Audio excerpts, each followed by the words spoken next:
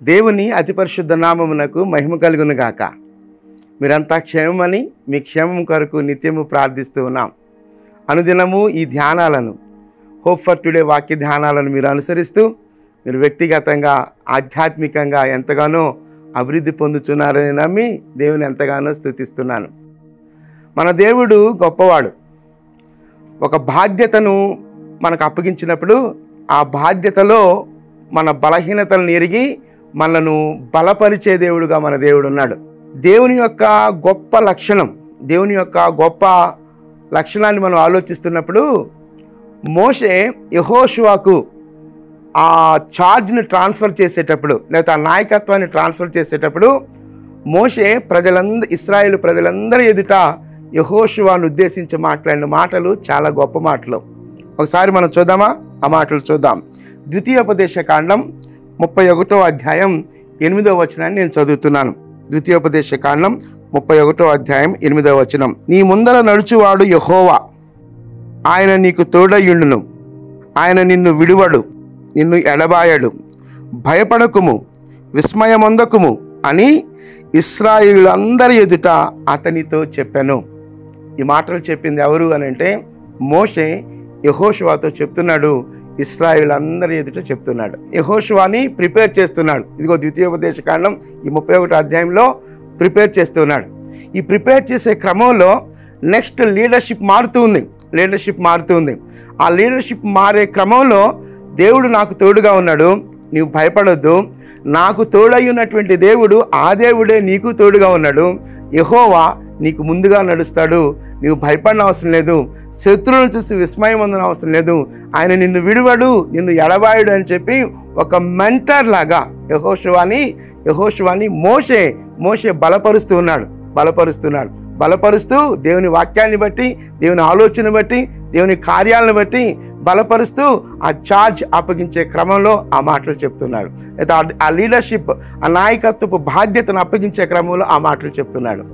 ఆయా సందర్భాల్లో మనం కూడా ఒక ఛార్జ్ తీసుకునేటప్పుడు లేదా ఒక బాధ్యత తీసుకునేటప్పుడు మన బలాలను ఆలోచించుకుంటూ నాకు అంత శక్తి సామర్థ్యం లేదు అని చెప్పి వెనకడుగు వేస్తూ ఉంటాం. ఇక్కడ మోషే యెహోషువను ఉద్దేశించి మాట్లాడుతున్న మాటలు ఏంటంటే, నాకు తోడయ్యున్నటువంటి దేవుడు, నన్ను బలపరిచిన దేవుడు, ఆయన నీకు కూడా తోడుగా ఉంటాడు అని చెప్పి ప్రోత్సాహకరంగా ఆ మాటలు చెప్తూ యెహోషువకు చెప్తూ పురికొల్పుతున్న స్థితి కనిపిస్తుంది. ఒకసారి నేను మళ్ళా ఆ మాటలు నేను చదువుతున్నాను. 8వ వచనం. నీ ముందర నడుచువాడు యెహోవా, ఆయన నీకు తోడయ్యుండును, ఆయన నిన్ను విడువడు, నిన్ను ఎడబాయడు, భయపడకుము, విస్మయమొందకుము అని ఇశ్రాయేలులందరి ఎదుట అతనితో చెప్పాను. యెహోవా నీ ముందర నడుస్తాడు, నీకు మార్గం సరళం చేస్తాడు, నిన్ను కౌన్సిల్ చేస్తాడు, నీకు ఇన్స్ట్రక్షన్ ఇస్తాడు, అయితే నీకు ఉపదేశిస్తాడు, సమయానుకూలమైనటువంటి సహాయం నీకు చేస్తాడు, సమయానుకూలమైనటువంటి బలాన్ని నీకు అనుగ్రహిస్తాడు. నువ్వు భయపడొద్దు, నువ్వు విస్మయం పొందొద్దు, ఆయన నీకు తోడుగా ఉన్నాడు అని ప్రోత్సహిస్తున్నాడు. నిజమే, మన దేవుడు గొప్పవాడు. మోషేకు తోడై ఉన్నటువంటి దేవుడు, యెహోషువకు తోడై ఉన్నటువంటి దేవుడు, నీకు నాకు కూడా తోడై ఉన్నటువంటి దేవుడు ఆ దేవునిని ఆశ్రయించుటలో, ఆ దేవుని మీద ఆధారపడుటలో మనము పొందుకునేటువంటి గొప్ప భరోసా ఏంటి అని అంటే, యెహోవా మీ ముందర నడుచును. నిజమే, మన కార్యాలను, మన సంకల్పాలను దేవునికి అప్పగించినప్పుడు మన కార్యాలను సఫలపరిచే దేవుడు ఆయన, మన కార్యాలను నిర్వహించే దేవుడు ఆయన. కనుక దేవుని మీద మనం ఆధారపడినప్పుడు, దేవుని ఆశ్రయించి లేకపోతే దేవుని యొక్క బలాన్ని, శక్తిని మనం పొందుకున్నప్పుడు ఎంత పెద్ద సమస్య అయినా లేకపోతే ఎంత గొప్ప యుద్ధం చేయవలసి వచ్చినప్పటికీ ఆ సమయానుకూలమైనటువంటి శక్తిని, బలాన్ని అనుగ్రహించే దేవుడు మన దేవుడు. అదే మోషే యెహోషువతో మాట్లాడుతున్న మాట. భయపడొద్దు, విస్మయం పొందొద్దు, యెహోవా నీ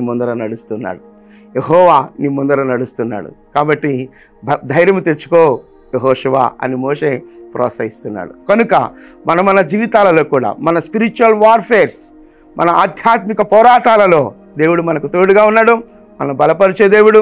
శత్రువును చూసి లేకపోతే ఎదురవుతున్న పరిస్థితులను చూసి విస్మయం అందకుండా మన స్పిరిచువల్ వార్ఫేర్లో లేకపోతే మన ఆధ్యాత్మిక పోరాటంలో ముందుకు కొనసాగుదాం. ఆయన బలాన్ని ఆశ్రయిద్దాం. ప్రార్థన చేద్దామా?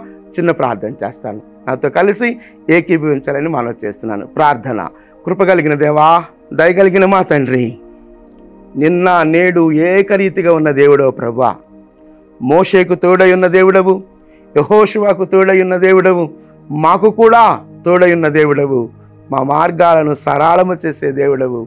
మీ మీద ఆధారపడగలిగే కృప మాకు అనుగ్రహించమని, మా బాధ్యతలలో మాకు బలాన్ని అనుగ్రహించే దేవుడవుగా నీ ఉన్నందుకై మిమ్మల్ని స్తుతిస్తూ ఆరాధిస్తూ మీ కృపాహస్తాల్లోనికి మమ్మలను మేముగా సమర్పించుకుంటూ సమస్త ఘనత, మహిమ, ప్రభావాలు మీరు మాత్రమే పొందుకోమని యేసుక్రీస్తు అతి శ్రేష్టమైన నామంలో ప్రార్థించి స్తుతించి వేడుకొనుచున్నాం తండ్రి. ఆమేన్, ఆమేన్. ప్రభు కృప నిత్యము మనకు తోడయ్యుండునుగాక. ఆమేన్.